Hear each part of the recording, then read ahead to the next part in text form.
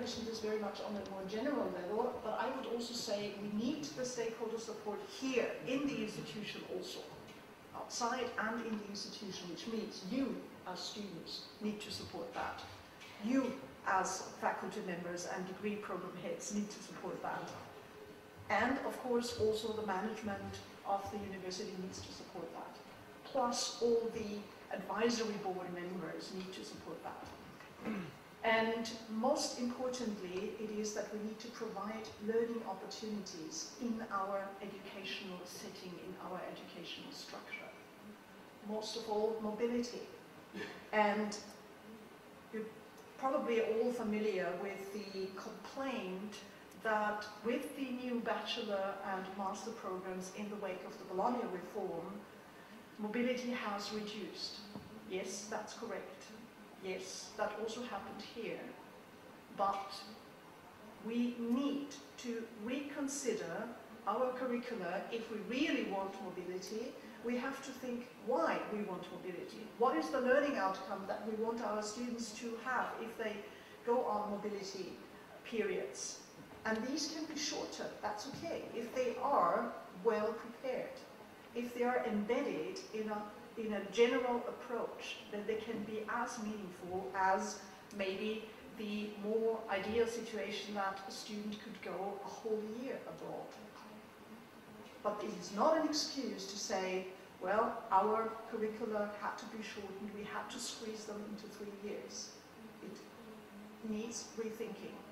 And it was a difficult situation because we had to do it in very short time with, unfortunately, not additional resources. And therefore, it needs probably a second cycle in order to really get this angle of internationalization and mobility back into our curricula.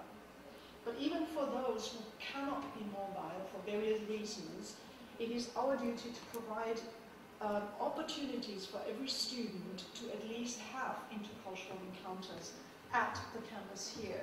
And there are ample opportunities in the context of the so-called internationalization at home. We fortunately have the tourism program where we have regularly students, 50% of the master students come from a diverse country background and national background and ethnic background. So we should utilize that. We should utilize that potential, not just in the tourism program.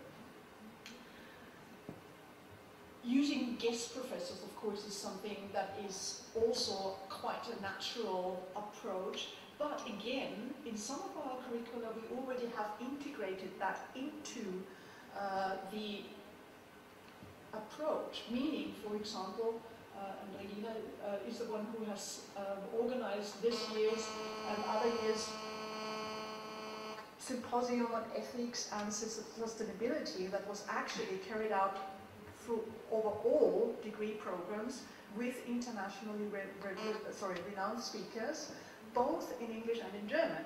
That's a very good opportunity to at least give some exposure. And as you mentioned before, also qualification of staff and recruitment policies are crucial. And in all these respects, it must be the central and integrated approach and not a nice to have and not an add-on, because that eventually doesn't work. Because that's the first thing you do away with if you have constraints as far as the budgets or cuts are concerned. And then this component is lost. And that's definitely not the right approach. When we talk about constraints, I personally think that it is the mindsets, the heart sets, and the skill sets of the people involved that most often provide the strongest barriers, the highest obstacles, because that is sometimes the most difficult to change. You can easily change the infrastructure. You can easily add resources, but changing people's mindsets, heart sets, meaning attitudes towards something, is not so easy to achieve, but it's worthwhile.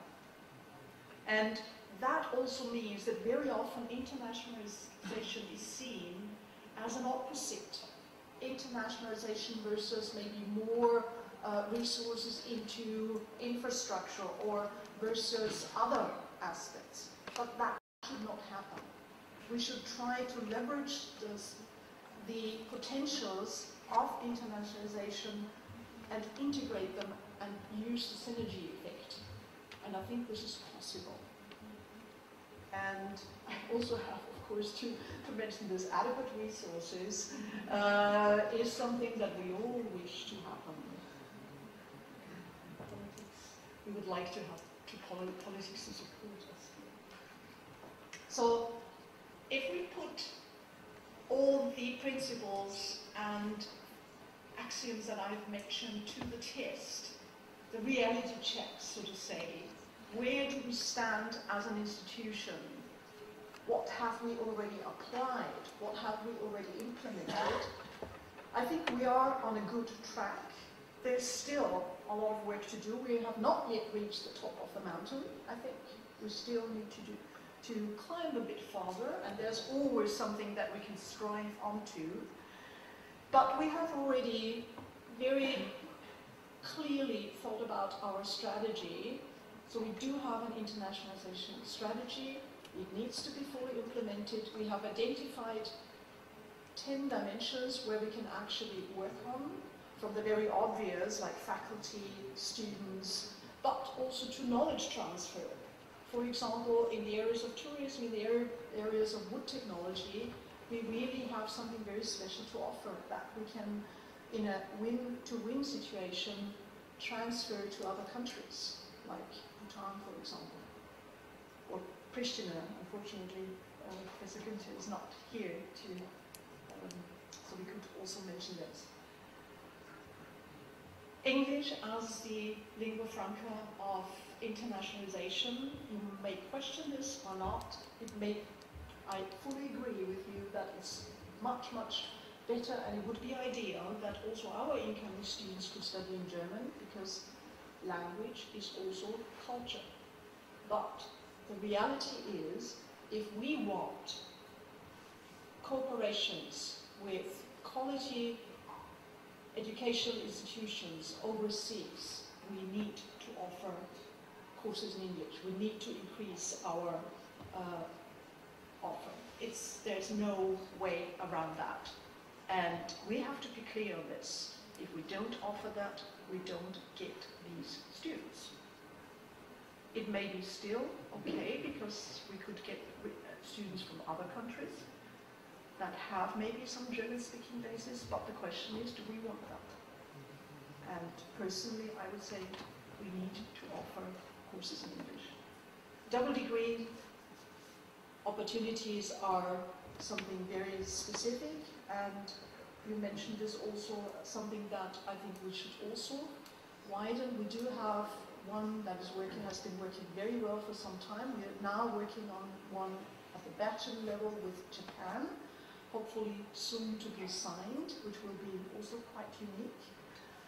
But even in our programs like the health-related sciences, where you could argue it is not possible to, in this very short time span, and where they also have to get the professional accreditation to add this international component.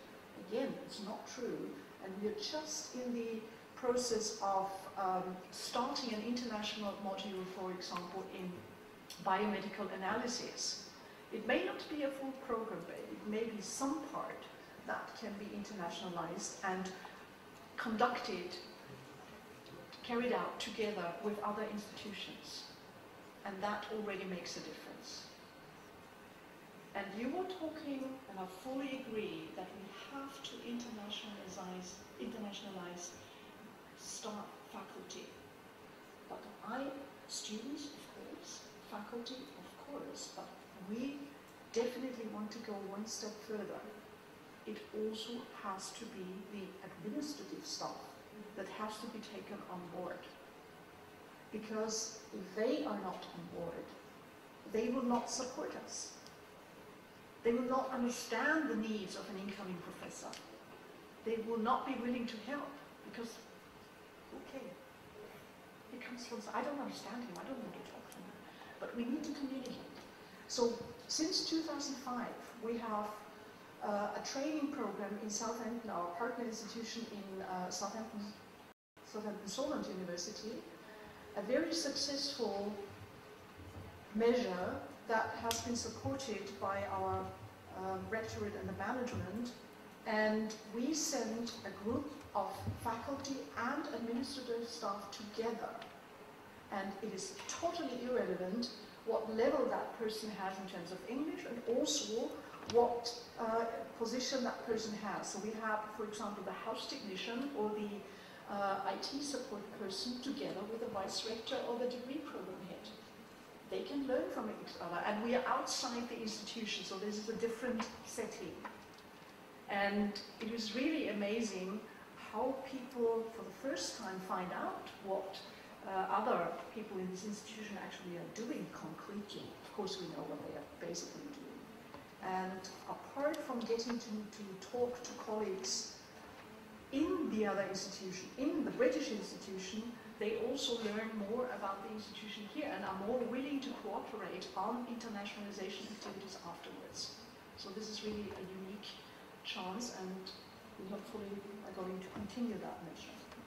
And we've also tried to introduce some other forms of integrating our incoming students. We've started tandem learning, where students, also staff members, faculty members of different language backgrounds can team up and meet in outside a traditional classroom setting to teach each other, to communicate with each other in the other language. Maybe 1 hour in English, 1 hour in Spanish, and so on. It's totally free in terms of the exact setting, but the aim is, again, to bring people together from different cultures. And we try to support that. And I would like to mention a last aspect. We have been talking a lot about curricula, we've been talking a lot also about courses. You mentioned before also the internships and the placements, and we have just started a project. It's called Skill to Enterprise, where we have universities, enterprises, and also students on board, where we would like to leverage the competency gain in international placements, so that not only the focus is on the specific domain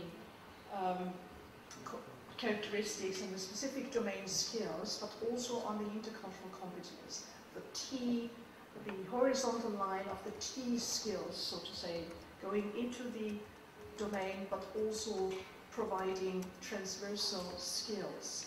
And the idea is that we provide pre-placement training, we provide a reflection scenario in an online environment, and most importantly of all, we are going to design a cultural mentoring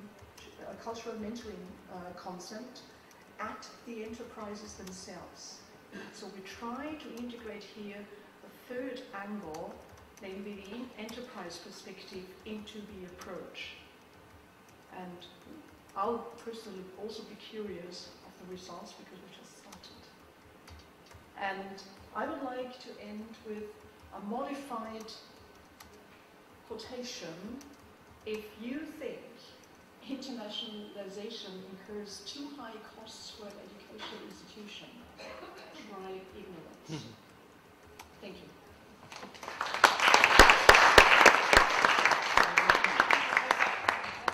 Now we have the possibility for the audience to ask some questions or to share your experiences with us, your intercultural experiences, your international experiences.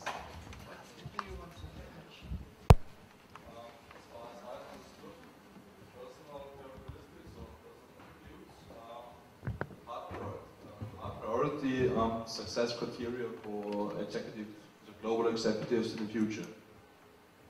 In this context, do you think that higher education is able to overcome the existing lack of personality building in basic education, so high school, etc.? Because I'm the opinion that this lack definitely exists, because I think I got a close look on that, and I think it is there. And especially in the context that personal attributes or personal characteristics are really difficult to change.